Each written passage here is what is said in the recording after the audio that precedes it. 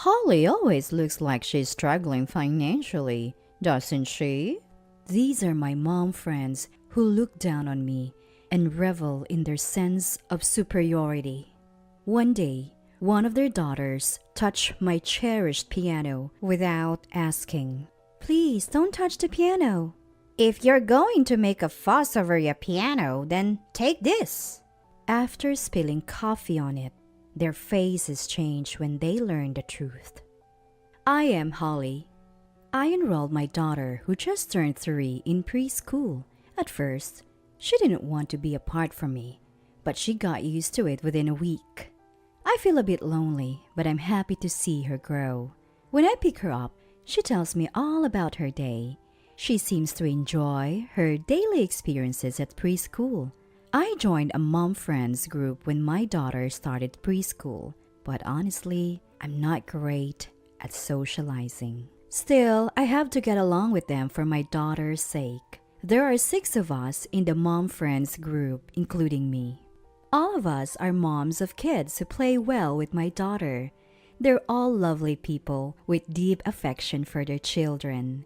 They're more experienced in parenting, so I learn a lot from them. Above all, they're kind people who accept me, even though I'm not good at communication. However, there's one person I can't get along with. Good morning, Holly.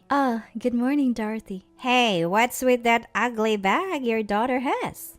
Oh, I made the bag from her old clothes. Seriously?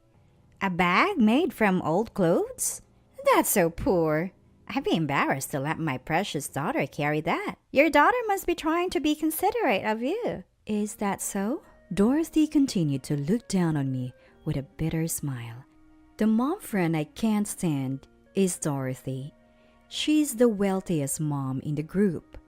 She always wears expensive clothes and bags, and she's beautiful with a great figure, the kind of woman everyone admires. But she has a bad personality. She targets people like me who are not assertive and looks down on them. I don't have the courage to talk back, so I just smile awkwardly. All right, your house is the venue for this week's tea party, isn't it? Yes, it's my turn this week.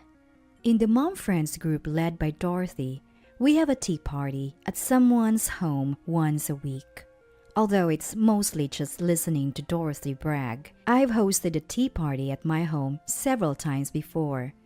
My home is not as stylish as Dorothy's, so she never misses a chance to look down on me. She'd say things like, "It's weird not to have any paintings on the wall," or "Where did you get this tasteless sofa?" She even ridiculed my cherished piano.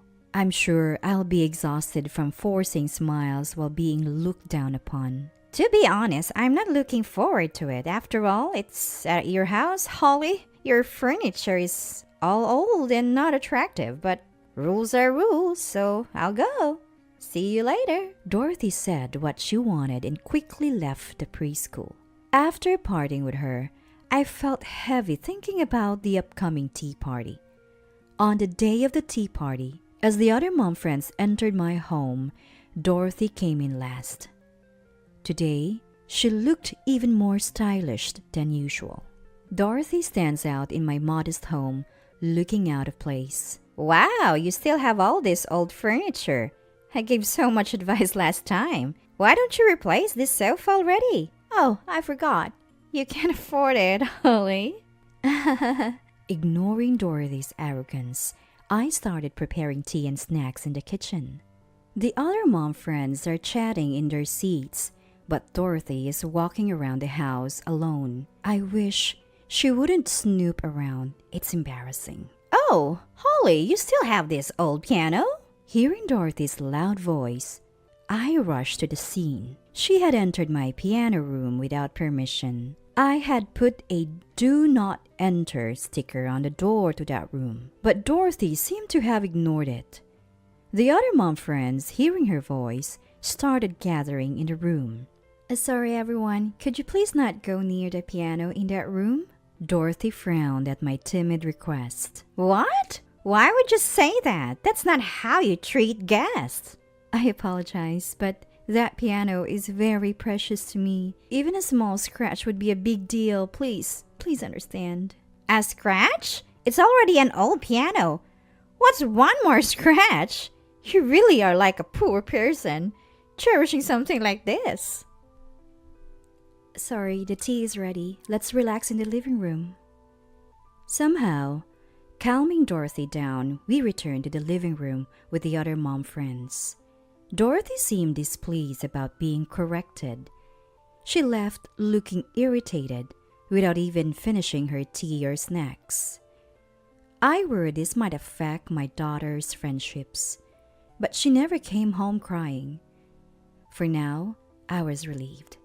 But Dorothy's arrogance escalated. She spread false rumors among the mom friends and flaunted her expensive clothes and bags. She even looked down on my husband's income and my daughter's appearance. I don't mind being looked down upon, but it's uncomfortable when she speaks ill of my daughter and husband. I told her to stop, but it didn't seem to have much effect. A month passed like this, and it was my turn to host the tea party again. I welcomed the usual mom friends, but Dorothy hadn't arrived yet. According to the others, she would be late. We decided to start the tea party without her. Without someone bragging, it was surprisingly peaceful. I was talking without tension for the first time in. But she never came home crying. It was probably Dorothy. I got up and opened the door. Sorry, I'm late. I was picking up my daughter from daycare. Dorothy was holding a little girl about 2 years old. Thank you for coming, Dorothy. Is your daughter joining us? Do you have a problem with that? No, I just wasn't expecting it. It's none of your business. Let us in. Sure. Sorry. Dorothy's daughter ran into the house as soon as they entered. As I tried to stop her, Dorothy pulled my arm. She's fine on her own. She's a good girl. But what if she gets hurt? Do you have anything dangerous lying around? No, but since you're here, Dorothy, how about we have lunch? Would your daughter like to join? Wow, you're actually being considerate. However, Dorothy only called her daughter's name and didn't try to bring her to the living room. She left her daughter unattended and went to the living room where the mom friends were waiting. I managed to catch Dorothy's running daughter and took her to the living room. I handed her to Dorothy and started preparing lunch. As I was bringing the prepared dishes to the living room, I heard a noise from the hallway. I had a bad feeling and went to check. Dorothy's daughter was pulling out my daughter's toys and playing with them. Sorry, these are my daughter's favorite toys. Let's put them back where they were. As I gently spoke to her and tried to take the toy, she dropped it and started scribbling on the wall with crayons. I grabbed her arm in a panic and she burst into tears. Hearing her cries, Dorothy and the mom friends rushed to the hallway. What are you doing, Holly? Making my daughter cry. She was just playing. I'm sorry, but she was drawing on the wall. She's a child. Let her doodle. It's not a big deal. But we're renting, so we'd have to pay for repairs. You really are like a poor person. That's a small expense. You should have been prepared for this when you had a child. Poor thing. She was having fun. Dorothy starts lecturing me instead of scolding her daughter. The other mom friends just looked the other way, not daring to oppose Dorothy. I give up on reasoning with her and decide to focus on lunch. As usual, she complains about my cooking, calling it bland, tasteless, and inedible. I thought I made a good meal, but today it just doesn't go down well. Just when Dorothy's bragging session starts, I hear the sound of a piano. I rush to the piano room, and as expected, Dorothy's daughter is playing it. I had left the piano lid open and forgot to lock the room. Stop! Don't touch that! I raise my voice, and characteristically, I pick up her daughter and usher her out of the room. Dorothy rushes in, hearing her daughter cry. Holly, what's the problem? Why are you making my daughter cry? please, just don't touch the piano. It's really important to me. I bow my head, but Dorothy seems displeased. What's the big deal? It's just an old piano. She splashes her bottled coffee all over the piano. I try to wipe it off with my clothes, but it's too late. The coffee seeps into the white case and flows deeper into the strings. I collapse to my knees, realizing there's nothing I can do. The other mom friends rush in, asking what happened. I don't have the energy to answer. Instead, Dorothy gleefully recounts the events. Holly interrupted my daughter while she was happily playing the piano and made her cry. I didn't like her for a while and she became obsessed with playing the piano, so I poured coffee on her and pretended I never made her cry. Mom friends wondering which one to follow. One of the mom friends interrupts. Wait, this piano, it's worth over $1 million. She mumbles and turns pale. Oh, what's wrong? Why that long face? Is it about this old piano? This piano is worth over $1 million. It's a rare piece, one of only a few in the world. She's right. This piano was purchased by my grandmother. It's a limited edition worth about $1 million. I had promised to keep it safe for generations. I never thought it would be ruined like this.